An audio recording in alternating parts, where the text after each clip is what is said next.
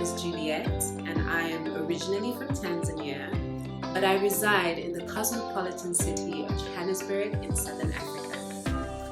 The topics of discussion that I would like to unpack today around the power of design will encompass architecture, interiors, product design, genius loci, and the beautiful concept of sankofa.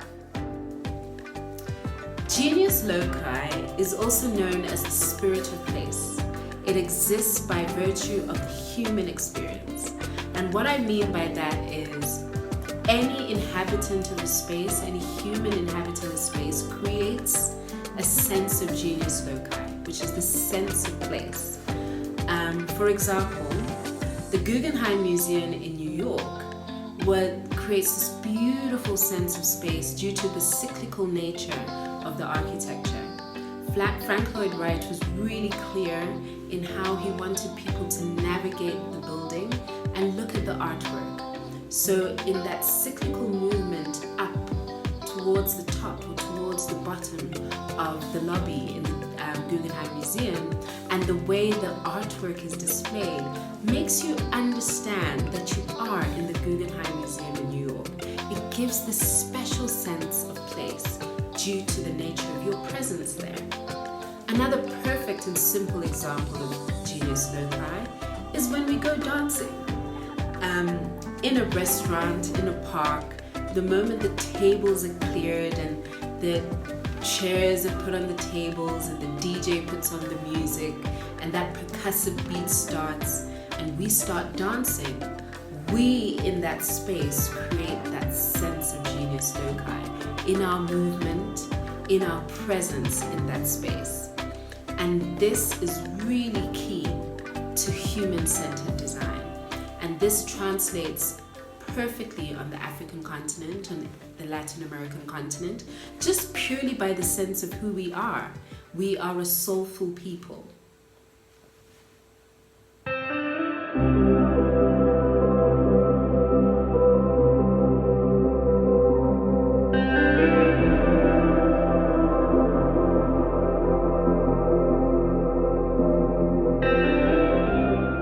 In interrogating genius loci, one realizes and one notes that the presence of human beings is really key. Now, in order to create human-centered designs and solutions that are interrogating this and are really specific and sensitive to human needs, one has to really address what I believe to be the 5 tenets that are really important to human-centered design. A consideration for the culture, a consideration for the beliefs, be they traditional or religious, a consideration for context and environment, and also interrogating the exposure that one has, be it northern in terms of northern culture, Western culture, Asian culture, exposure to different habits and habitats. And another thing is the human habits. What does one do? Does one pray towards Mecca? Then does one need to then design with that in mind? Which leads me to interior design. Interior design that is human-centered has an influence in comfort, decor, light placement, interpretation of spaces, and utilization of spaces. For example, one can have a bohemian space and one can have the exact space in a quite modern interpretation. They can both have a very Afrocentric leaning, but based on the different client's needs and wants, you can present this in 2 different ways. One perfect example is a balustrade. The transmission or the movement of people between spaces vertically is best accentuated with a staircase. Now, what is perfect in terms of safety is a balustrade. What we in modern society might consider to be sleek by the use of a glass balustrade could then be compared to a Swahili balustrade that's quite chunky but still has a very specific pattern to it. Now, a designer who's in tune with their client's culture and needs, will be able to marry the two to create something quite beautiful and almost web-like, where they're using steel that is cut out and laser cut in this pattern, but it also creates this transparency that one would get using a glass balustrade. It serves a purpose, but it also then creates a pattern through light transmission through this balustrade, and this pattern is then exploded onto the wall next to it. Now that is human-centered design with consideration for culture.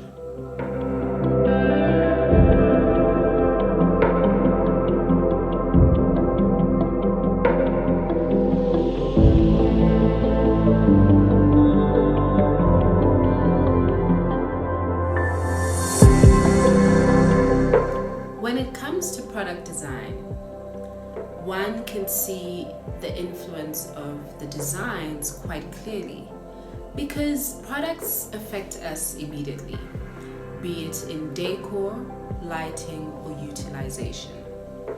For example, a handrail, whether you pull it or push it, is consequential to the direction of the door swing. Now, the palm of a hand, of a human hand, would be the direct literal translation of push. So does a designer then create a hand push system that is the palm of a hand in their design? But then how would one be able to pull that door? So then we can interrogate different ways of a handrail. Do we then have a rod that we pull and push at the same time? Or then do we take it further and include a thumbprint, an indentation of a thumbprint in a rod that is then easier to push and pull? That is quite a beautiful interrogation of a handrail design, where you go from a literal solution by the use of a palm into a quite more intuitive design integration, where a thumbprint is put into a handrail. Another beautiful example of human-centered design, and including a cultural aspect in it.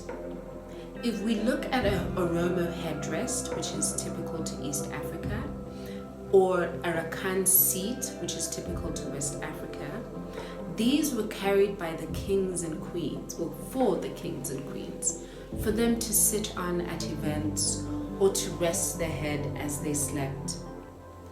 One modern industrial designer by the name of Jomo, he is of Ethiopian descent, and he took the concept of the headrest and the stool and gave it a modern spin in the interrogation and in the exploration of the design, maintaining the beautiful shapes that are quite naturally occurring in nature. It's how we sit, so it hugs our bodies as we sit into it. And he created the Burati stool and the Ashanti end table. And the influence is pretty clear. Something that's quite common in each culture is how you carry a baby. In Africa, we like to carry our babies on our backs, and we can use a piece of fabric and just strap the baby and the mother and tie a knot in front of us. But then this is further interpreted into modern day baby carriers, where you use similar print and pattern and fabric that is easy on the child's skin, but is also giving support to the mother.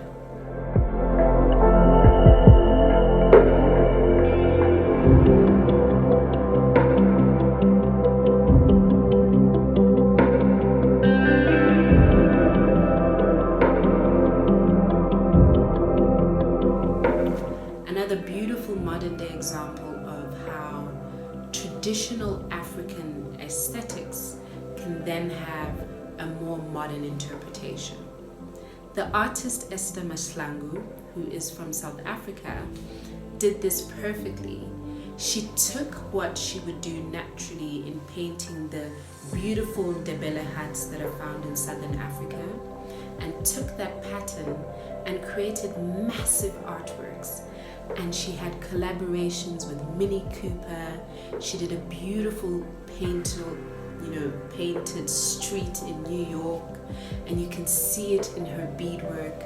And this beadwork is really popular in South Africa, and I'm sure you're familiar with it too.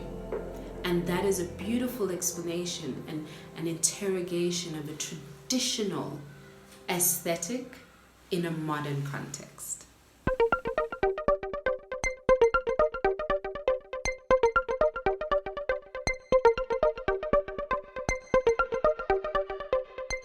Human-centered architecture comes out in a different way. When it comes to architecture, we need to consider either form or function, or both.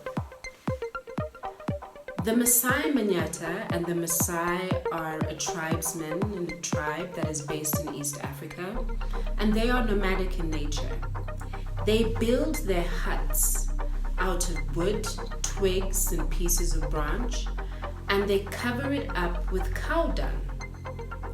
What this cow dung does is it creates this beautiful clay-like sheet over the timber framework, which is waterproof, but also tsetse flies, which carry various diseases, are repelled by it. So it not only serves as an insecticide, but it also serves as a waterproof barrier between the occupants of the hut and the outside. And that for me is really, really interrogating the culture of the nomadic lifestyle, their livestock, and what they have with them on a daily basis, and interpreting that into building forms and structure. One beautiful example is in Ethiopia, in Addis Ababa. Ethiopia is in East Africa, and the architect's Vilalta studio, that is based in Barcelona, were commissioned to do an open-air market and mall in Addis Ababa, and this market is known as the Lideta market. What I really, really love about their interpretation of a market is that they didn't come with Western ideals of what a mall should look like. They interrogated what a market is on the African continent. It is open air, it is loud, it is colorful, there's light, there's buoyancy and expression. They also interrogated the patterns that you can find on the traditional Ethiopian clothes, and it's quite a factual pattern that has quite a beautiful diamond-shaped orientation.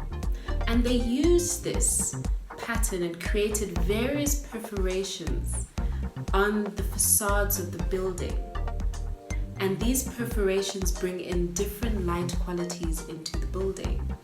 And it is just such a beautiful expression of understanding context to produce a really, really human-centered design. Another example is by Gang Architects. They did an office building on 4010th Avenue in New York. And the facade that is facing the High Line, which is quite a major highway in the city, usually would reflect the light. So they created a beautiful facade that's diamond shaped, and it undulates. The facade actually undulates, and what that does, it maintains the heat quality within the building, but also it doesn't cause any glare to the drivers that are driving past the building. And I thought this was quite a beautiful way of considering how human beings use a city and move within a city, and how we as architects and designers can actually take those habits and apply them to design and still create something quite magical and spectacular in a city's skyline. Another amazing example is the Swahili Gem Apartments. The Swahili Gem Apartments are located in Mombasa, in Kenya, in East Africa. The architects are Urko Sanchez architects, and they went to Mombasa and they realized that Mombasa has quite a huge Islamic influence. And the Swahili culture does have a heavy Islamic influence as well. So what the architects did is they took what is typically your Islamic patterns that you can find in mosques, in fabrics, and they took that and the geometry of it, and they created this beautiful facade fabric that they used to wrap around the building. What that means is any resident in the city recognizes this building not as something that has been forced upon them, but something that is almost a beacon to their culture and their religion. And the effect on the interiors is absolutely stunning.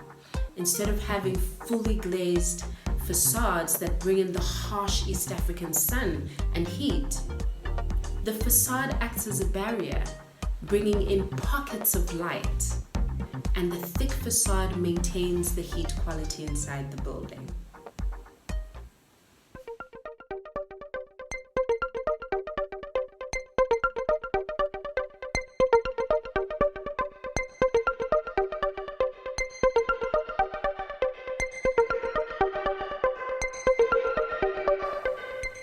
Which brings me to the spirit of Sankofa.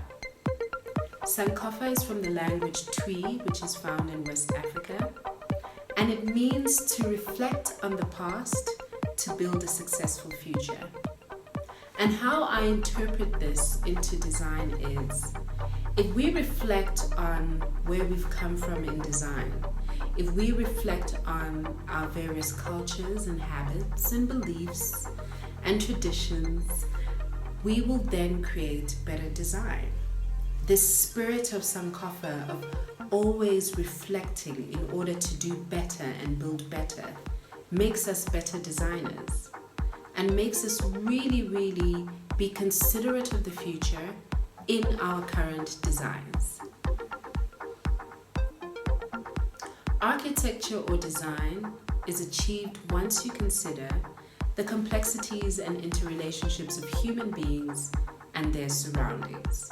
And what this means is we create beautiful, human-centered, human-considered, tasteful design once we truly interrogate that which influences us as human beings and are truly in tune with what those habits and cultures are in order to create something that is relevant to each and every one of our clients or users. Thank you. I'd like to say thank you to Lima Design Week for inviting me to share what I consider to be quite a beautiful process in terms of approaching human-centered design. Now, what I hope this has done, it has spiked some kind of curiosity in you to explore the African cultures and different sections of Africa, be it North, West, East, Southern Africa, and their cultures, architecture, interiors, religion, furniture, and look at how these all seem to make a massive impact on local communities. And I think this translates to the Latin American experience as well. If you really tap into your culture and you interrogate it further, you'll find that your designs are a little bit more informed and a little bit more sensitive to your context. I'd also like to welcome you to follow me on Instagram at Kavishe, also her at Her Artfelt. You can find me at Twitter and Facebook by Juliet_M_K or Facebook Juliet Kavishe. Let's connect, and thank you once again.